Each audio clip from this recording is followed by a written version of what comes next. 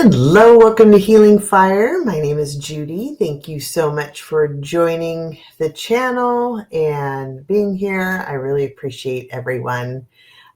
Before I get too far, everything on this video and on this channel is for entertainment and spiritual purposes only.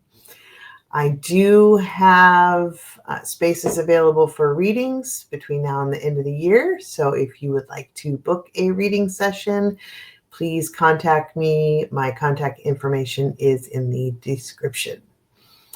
Every once in a while, I go into this deep channeling session with my guides. And I've been kind of feeling like I needed to do that again. And so this morning, I spent some time and did that. I don't do it real often, just kind of when I feel I'm called to, but also when it depends on my time, because it takes me, usually I'm in this channeling session for at least a couple of hours. And what I do is I speak into my phone and do voice to text as I'm getting information, as I'm asking questions, and I'm just relaying what I'm getting into my phone. So what I do when I do that is I will read to you what I recorded on my phone. Hopefully it mostly makes sense. Sometimes it's me speaking as me. Sometimes it's just information. Sometimes it's my guide speaking. Sometimes I'm channeling the thoughts and the words of other individuals. So I'm hoping this makes sense, but I felt like this was important for the collective and important to get out. I asked my guides before doing this if I should share this to everyone or for everyone. They said yes. So here we are. Hopefully you enjoy, but that's what this video is going to be, is me reading what my channeling session was with my guides. So here we go. I'm asking to touch into the energy of the entirety of the Epstein files and records, not just the ones held by the United States government. Beyond what is redacted, the information as a whole and in its entirety, I'm asking to connect into the energy of all of that information. As I do that, I hear screams in my ears. My ears hurt from all of the voices from all of the victims. There are so many victims. I'm using the word victim instead of survivor because not everyone survived. So it's the voices of all involved. Those that have passed, those that continue to be silenced, and those who are willing to speak out. The noise is deafening and it's overpowering. But what is this energy? So there's a heaviness at the top and the bottom. When I think of it like a human body, the energy of a human body, as if on the human body, the feet feel anchored as though weights have been put on a body to drop it to the bottom of the ocean. It's that kind of a feeling. The head feels very heavy. It's interesting because I see light energy in the head, but there's darkness all over it. Like the darkness has been placed over the head. Like a helmet, I guess, but it's not a helmet. But that's the concept of it. It's an overlay, but there's light inside the head. So I'm reading this to you as how I said it into the phone. I have the visual in my mind's eye. And I also do this because I don't remember everything. So this is a way for me to remember it as well. But just to try to explain if that doesn't make sense, it's like there's darkness, like thick tar is covering the head, but inside there's light. So I'm asking what's happening. The answer is they are speaking their truth. There is light inside, and it's there for a reason. The shadow is the darkness and the heaviness. The heaviness, the weight of the darkness can be put over them, but the light still shines. They cannot take out the light. The darkness can be put over the light, but they can't take away the light. Interesting. So I'm asking, why are you showing me that? Their answer, this is the time for the light to shine, and it's going to shine so bright with the help of Spirit. It's going to shine through the darkness. You'll start to see it.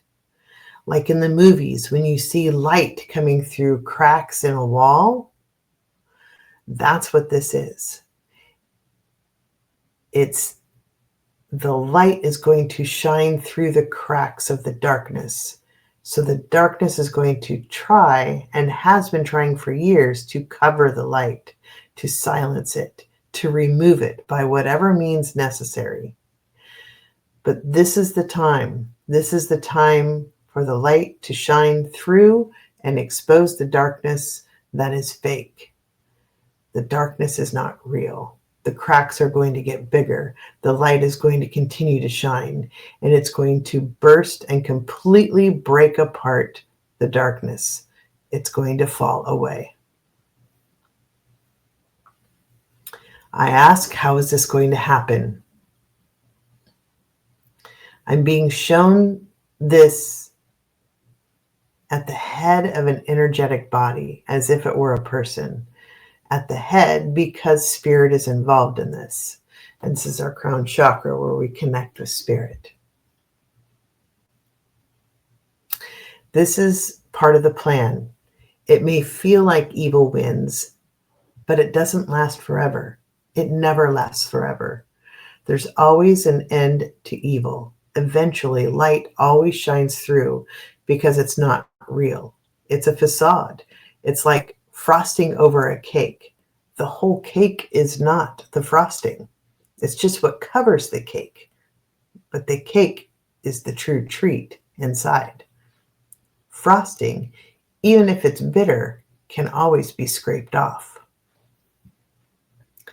Love is moving this forward. The heart chakra of the people, of the energetic body. I ask, why would Trump sign this releasing of the files? Why would he sign it? Show me. What does he have planned? Who's behind this? When I look at the plan of why F45 would sign off on releasing records, it's very low-level energy. It goes to the crux of who he is, his identity and his power. I hear F45 saying, you will not take it from me. You will not take it from me. You think you won? You will not get me alone in the power. You will not get me alone. I alone am the power. I control you. You have no idea who I am. You'll never get me. I'm in control. You take your little win. You think you're winning. I control you. Me? Okay, so what's the plan? What does he have planned? The answer, international connections. Saudi Arabia, the world knows. Leaders all over the world know. They all have information, and it's different information. They get what they want, or they release information. Blackmail. They get to visit the White House. They get planes. They get money. They make real estate deals. They're in crypto deals, oil deals, all kinds of wealth collaboration, selling information, selling of technology, selling ideas, selling of concepts, selling of missions and military. F45 just thinks he's making money. Everybody else is actually gaining power. That is their motive, is to gain power. His motive is purely to make money. F-45 does not care. He knows he won't be around long. He just wants to make money. Everyone else, their goal is to take down the United States, and they're winning through F-45. But the key to it all is they have blackmail over him. He doesn't see it as bad because he doesn't care if the United States falls. He just believes he's in control of the people because he knows what's going on behind the scenes. He likes his little secrets. He's in control of the deals. He's making money, and he is not being exposed for that.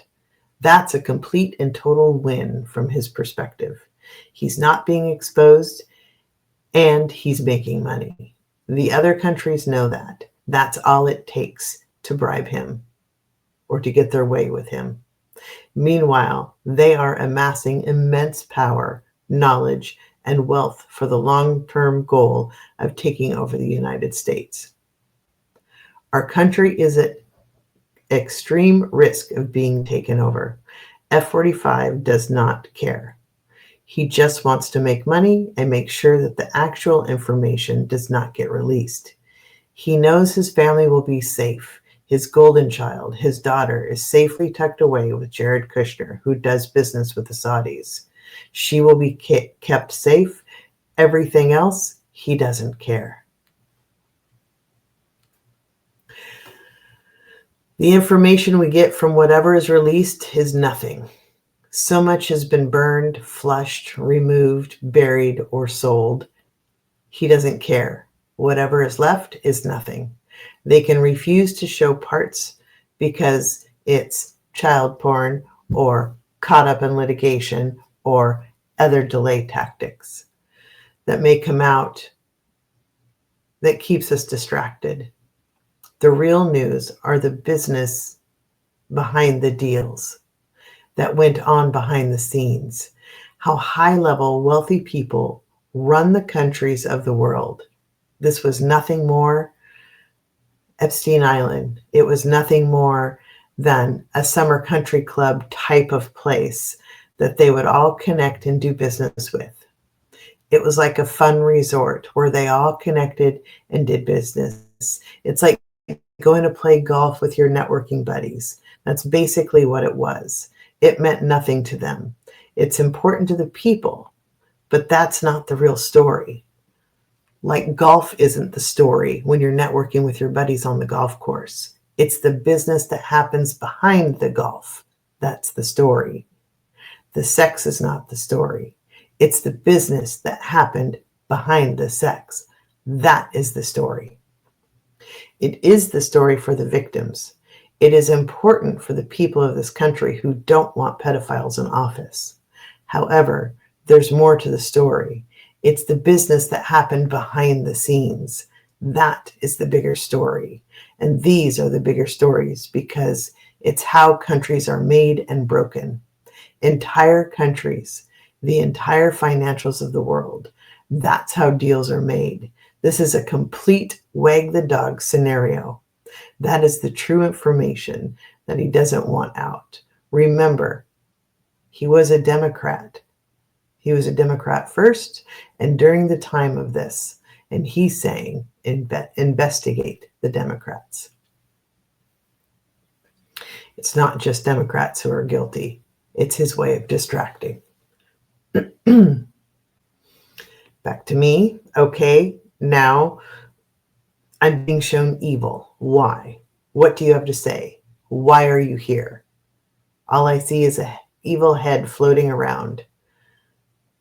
I tell it either say something or go away. It's going away. I tell it to go away. Again, it's just evil. Their response. It's just evil.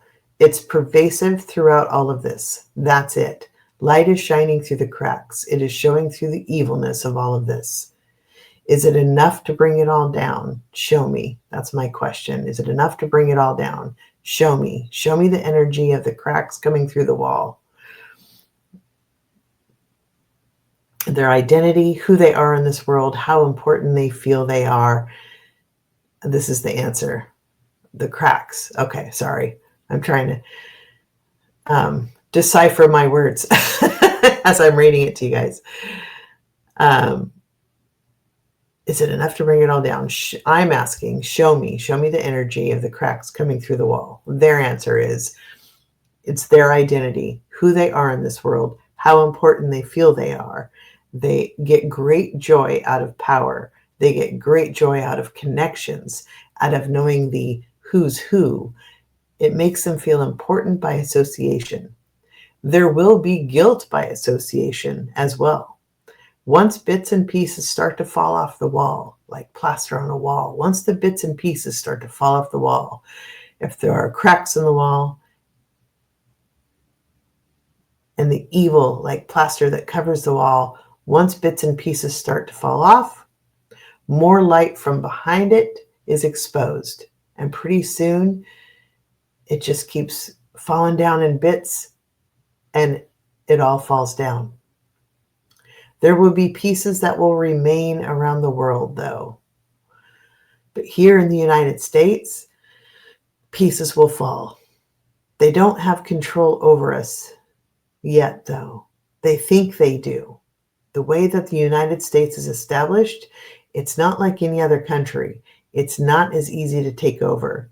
There are too many independent running parts and pieces that can dissent and block a complete takeover. Technology is such that taking over mainstream media is not our only information source. Censoring us on streaming platforms isn't enough. Not showing all of the protests that are happening in the United States with ICE, with No King's Day, and all the protests that happen on a daily basis, not showing those is not enough. It's not enough to stop us. It's not enough to stop the people. The energy is strong enough. It can't be stopped. Dissent from evil is trying to overpower us. The dissent is high-level energy. The resistance is high-level energy. You can't just love your way out of this, though. You have to be willing to stand up and fight to protect. Taking a stand against evil is high-level energy. Not everyone is built for that, and that's okay. There's only one Archangel Michael. He is our defender. He stands there, strong in truth, with his sword, ready to fight.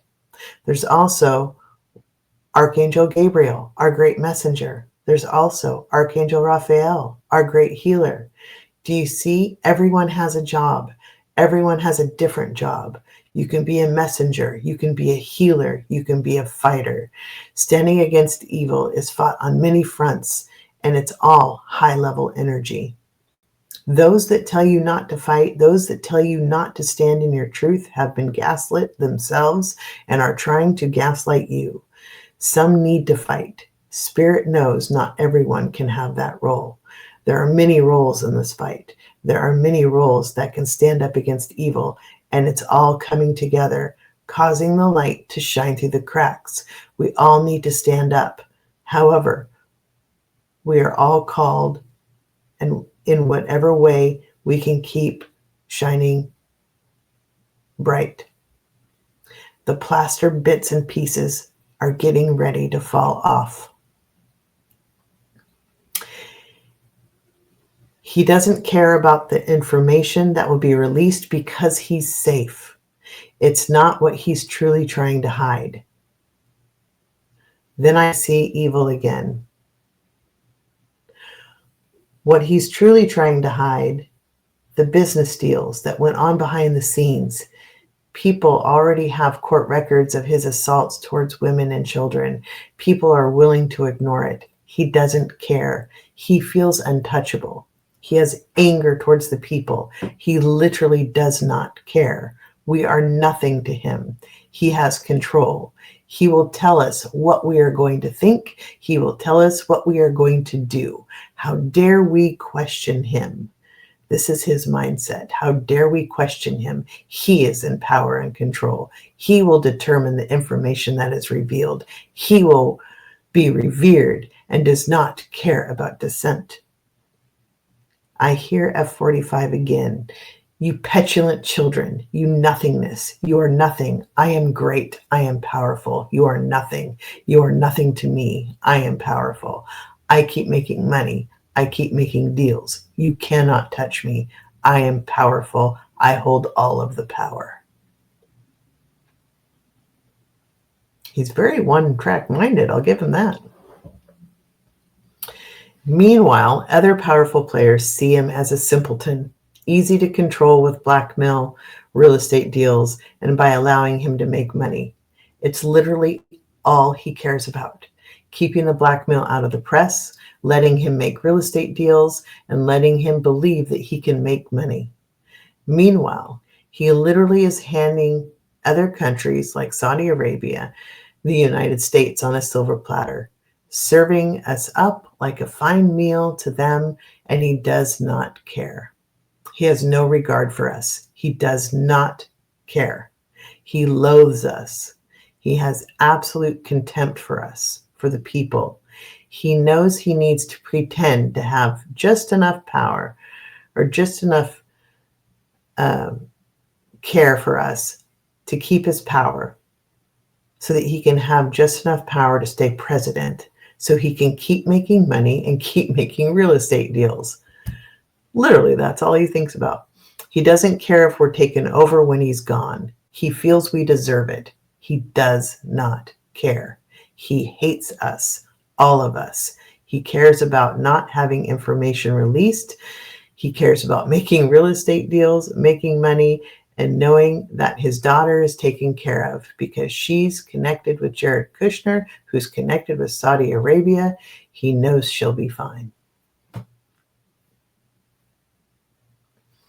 I ask, why is he picking a fight with other countries and trying to start a war? What's the energy of trying to pick a fight with Venezuela to start a war? What's the energy of that? The answer, what's coming out? It's a case of identity, Venezuela's identity. Look into the money-making opportunity with Venezuela. It's not just oil. If he can take over Venezuela, he can remake it with hotels. He can sell it off to global entrepreneurs. This is all about real estate. And it can sustain itself with the oil money, making it into basically a giant resort between him and other oligarchs who want to make it vacation land and a resort for the wealthy. And that's what it's about. Deals were made with the leadership of Venezuela, procuring their safety and their financial status. They'll make money because they'll get to sell their land, and oligarchs make money because they get to own the hotels and resorts that would be built. They have to make it look like a show. They have to make it look like there was resistance. That's why Venezuela is not getting all hot and bothered about their people getting killed or blown out of the water, because then they can, when the time is right, they can stand up to the United States, but also just essentially lose the war and make real estate deals and money. It's all a show. It's all the dog and pony show. Real estate moguls are trying to take over small countries and make them resort towns and make money because they know the middle class always travels. So does the upper class. The upper class is not in danger of losing money. The middle class, they'll be there to work and do all the hard work for everyone else. If the lower class dies, they don't care. So that is their grand plan. Same with the Gaza Strip. And I ask, what is the energy of the United States and democracy? The answer, it's in bad shape. Who we are as a country is at threat. It's at risk. Our identity is at risk. Our stability is at risk. But this is me asking, but what is going to happen? We know what the great plan is. What is going to happen? The answer is the people will continue to rise up. States will continue to fight back. This is me. I said a while ago, I felt like the Republican Party would fracture. And it looks like this is beginning to happen. So I ask, show me the energy of the Republican Party. who they are and what they're presenting to the world. The answer, who they are, is at risk. They are still Christian, racist, male-dominated people. The gaslighting that occurs comes from a story of love and forgiveness, but that is not what is happening. So I ask, how does Spirit see the GOP? And I received another cake and frosting analogy. Those that are gaslit are the frosting on the cake. The evil is underneath. This has always been the Christian story, gaslighting in the name of love, with evil and control underneath. Those that buy into the love story are easily manipulated and controlled, so that those in power and in control continue to do their work and take over countries and take over land. They eliminate what they don't like in the name of evil. I see the evil head again. It's a way to control the masses while feeding the love story to those who are compliant. So I put the GOP up against true democracy and asked, show me the energy. What information I received was, democracy has energy right now. It's swirling around. It has movement. As it swirls, it's going to build and get stronger against the stagnant oppression of the GOP. They both have power on their own. It's just different power. The democracy energy is like air. It moves and builds power with movement, like a hurricane or a tornado. As it swirls, it gets stronger and stronger. The GOP and Christian power is like a wrecking ball. It's heavy, it's dark, it's oppressive. Their focus is on earth energy, like pentacles. They control. They get their power from controlling everything of this earth. That's what pentacles are earth energy. They control your money. They control your resources. They control your government. They control your health care. They gain control of you by getting control of things around you. The democracy energy are like swords. They're air. They're using the pentacles and swords reference to be like tarot. They're strong in their truth and their intelligence, and they wield their power with movement of togetherness, through oneness, by standing together. They get their power from love, not from destruction. This is why the message came through that for some, they are Michael, some they are Gabriel, some they are Raphael, some are Uriel. You know, whatever role you play, they all work together to stand in power.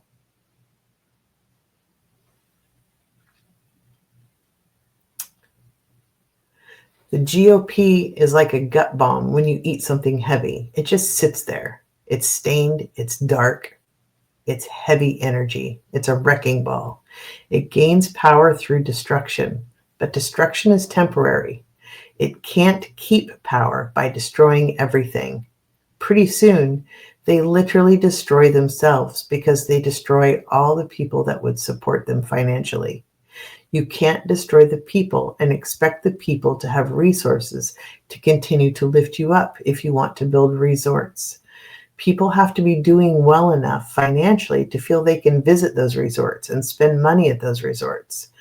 If people are oppressed enough or not feeling confident about their income or their stability, they're not going to be traveling to those resorts. And there are not enough wealthy people to maintain all of the travel that these oligarchs want to build. They want the world to be resorts. There just aren't enough uber wealthy people that can afford that. If you destroy everyone else and make everyone feel unstable financially and emotionally, they're not going to travel. They're not going to be going to your resorts. The oligarchs don't believe that this will ever happen. They don't believe that the money will run out. They don't know that world. They don't understand that world. For them, money never runs out. You just print more. So they truly do not understand that for the rest of us, money literally runs out. They don't believe that people will stop going places. They don't acknowledge that part of economics. On the other side, on the democracy side, those that want democracy want everybody to be lifted up. We can have fun camping. We don't need to go to Mar-a-Lago. We can have fun with our family. We can have fun enjoying nature and beauty and going to the beach or the lake or the forest or the mountains. We're happy to have a healthy earth to travel to and travel around. We don't need to live in gaudy vacation towns. We don't need to go there or do that. Sure, it's nice once in a while, but it's not necessary. And the whole of the people understand that. Those are the two energies that are pitted against each other right now.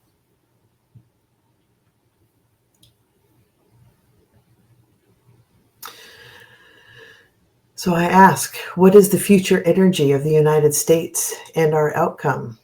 What is going to happen economically? What's the energy of our economics? What I received was, our hearts are hurting. We're worried about who we are and what's going to happen. Most of us know and recognize that we live in a capitalistic society in this country. That there are wealthy people, and we've accepted that. However, the rest of us still want to provide for our families and be content. So I ask, is that going to be allowed? Is that going to still be part of our future of economics? What is going to happen? The answer is there are hard times ahead. Many people will lose their jobs. Our hearts are going to be hurting. We're going to feel restricted and bound, like we can't use our voice, bound from our truth and our voice. It's going to be hard. We keep trying to speak our truth, but what's going to happen? It's going to hurt for a while. It's going to remain fairly stagnant with a dip, but it will come back up. So I said, last time you showed me a dramatic fall with a rise. It dipped and then it came back up. Are we still looking at that? What is the energy of that?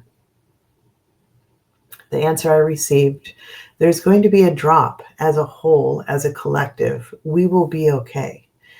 It's going to be rough for a little while, but we will come out of this and we will be okay. Evil wants to destroy us. They will hurt us. They will damage us, but they will not take us out or down. The energy of the collective holds strong. The energy that we're putting out in the world does have power. Standing up for each other in love has power.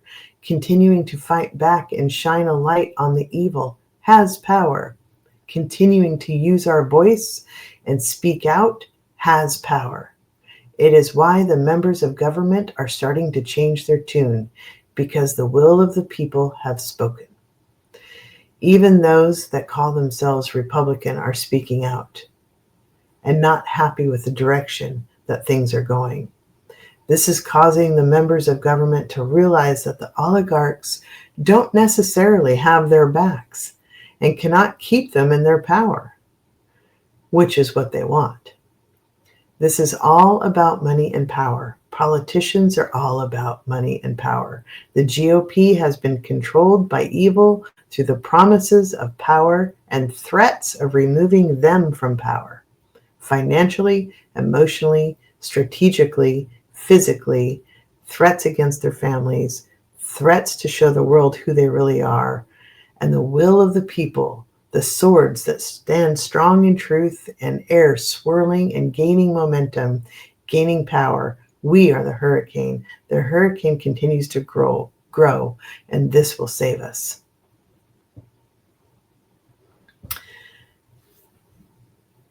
I ask, how much longer will F-45 be alive? The answer, we don't answer that. So I ask, what's the lesson here? The response is, That's the right question. The lesson here is that people have to wake up to see the evil around them. Those who are indoctrinated into religion will not necessarily leave their religion. Those who are racist will not cease to be racist. Excuse me. There are some that will leave and realize that it's all made up, that it's all fiction, that it's all nonsense. They will go into their own dark night of the soul. They have to weigh and balance what is their new truth. There are those like you who know that there is spirit, but they have to figure that out. Their spirituality versus what they've been taught as religion. More people continue to wake up. More people continue to learn, to think for themselves. Many will be lost for a while because they don't know how to proceed without the control of religion. The GOP rules by control of religion. As antithetical as this is, it's always been that way. The Crusades, the Inquisition, the Native Americans, the Holocaust, all in the name of Christianity, the witch trials. They were really all about power and land grabs, just like everything else. Wars are about power and land grabs. Patriotism is used as a tool for war, power, and land grabs. It is okay to defend yourself. Who you are as a nation has karma. You want to defend yourself from being taken over, yet your whole existence is a result of genocide and taking over others. You don't want what you did to others to happen to you. Those that are racist will never change their ways. They will never see the problem with it. Those that are indoctrinated into religion and controlled are not likely to change their ways. Some will learn and escape the pattern. Most will not. There will be more information coming forth for the world and humanity to realize that we are not the only ones in the universe. This will change perspectives. But for now, the United States is undergoing its own dark night of the soul. Generations that are removed from the initial evil beginnings. The people sit with their created identity of the nation, understanding that they don't agree with how it was done or how they began, but may acknowledge that they benefit from it as a result. While other parts of the nation and other people of the nation, the Trumpers, they acknowledge how we became a nation and sit with the fact that this is the reason why we became who we are, and they don't see a need to change because it is the reason why the United States came to be. They see it as it's because of this way of thinking that we became a great nation. On the other side, the non-megas, we abhor how we became a great nation and the darkness of our beginning. We are willing to acknowledge it, but do not want to repeat those ways of our evil beginning. Meanwhile, on the other side, they view it as, how do you expect to remain great if we don't keep the same ideals, and control and power of God? If we don't keep men who are willing to fight and keep women to take care of everything else the way it's meant to be. But on the democracy side, the democratic side, we acknowledge our evil past, but we want to move forward in penance and love, inclusion, and taking care of everyone.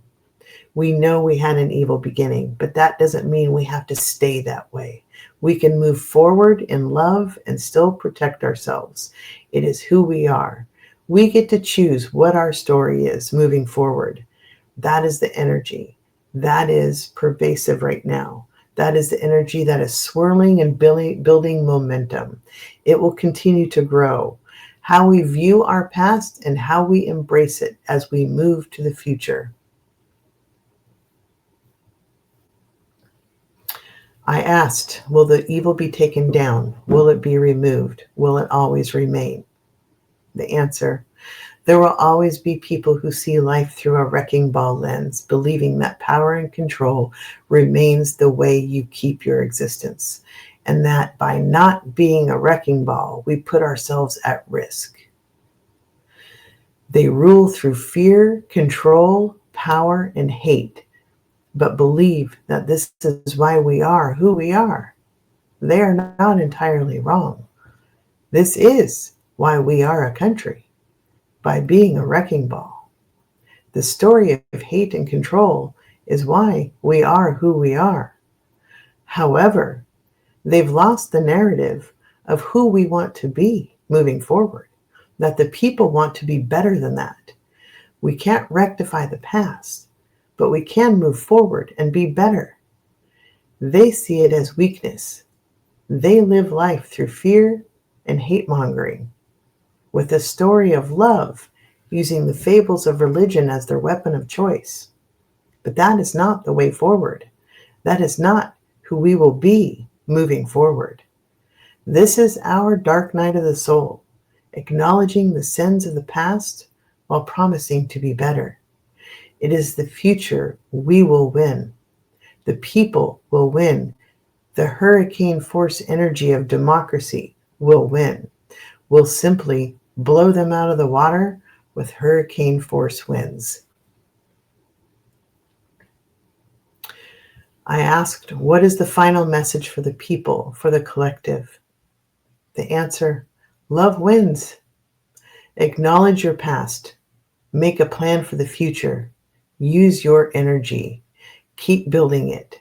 Know it's for good. Know that you have the power to move forward in this world. Keep swirling. Keep gaining energy. Keep moving forward.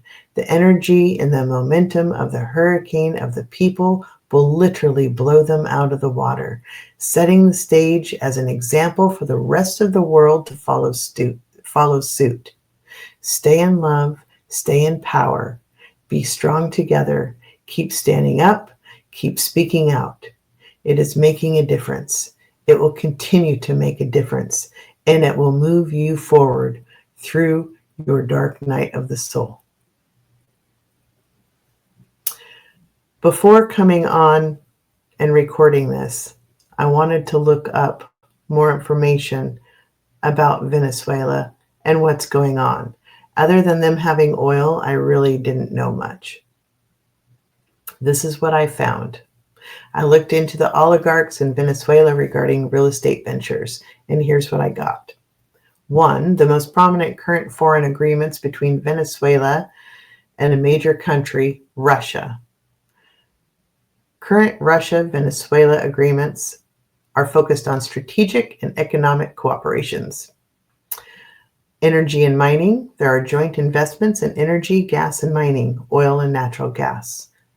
Trade and finance, there's a focus on creating a financial infrastructure to facilitate trade and a protocol to simplify customs procedures to boost bilateral trade. Political and diplomatic, the countries signed a strategic partnership and cooperation agreement to strengthen ties, coordinate in multilateral forums, and oppose unilateral sanctions.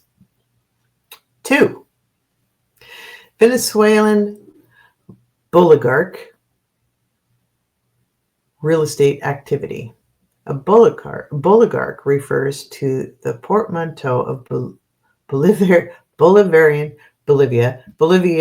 I can't pronounce that, I'm so sorry, Bolivarian, and oligarch who gained wealth through corruption in the state, oil company, and government contracts. Laundering assets abroad. These individuals have been known to move vast sums of money out of the country and invest heavily in luxury real estate abroad, particularly in Miami, Florida, and Houston, Texas, as a means of laundering funds. Domestic luxury purchases. There has been documented evidence of Oligarchs acquiring exclusive luxury properties within Venezuela, especially in wealthy Caracas district like Las Mercedes and Altamira. 3. General foreign investment climate. A broader foreign investment environment in Venezuela is characterized by high risk, high real estate prices, real estate selling at premium prices, but a lack of credit and major infrastructure issues. There are power grid cuts, water shortages, etc. This is dragging down the value proposition for typical foreign investors. Political risk. Foreign investors face significant regulatory risk, arbitrary taxation, and potential expropriation due to the political instability and lack of strong rule of law. The primary corrupt real estate activities linked to the ruling elite continues to be carried out by Venezuelan oligarchs, either domestically or more often by purchasing luxury properties overseas. My summary: the connections between Russia, Venezuela, the United States, oligarchs, real estate, money laundering, and luxury resorts remains. I also find it interesting that it specifically points out that the wealthy try to build luxury resorts, but it's not sustainable because the people don't have the infrastructure and the financial security to be able to fill them. Curious, because that came out in my message as well. But it would appear Florida, Texas, money laundering, real estate deals, luxury resorts, connections between the United States, Russia, Venezuela. It's all connected. So keep that information and do with it what you will. That was my channeling session with my guides today.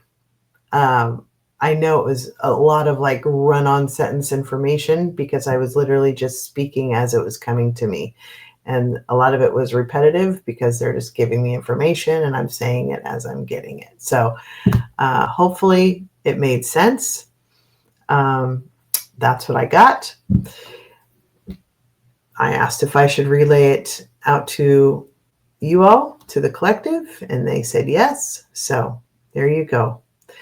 Thank you so much, and we'll talk to you all soon. Peace out.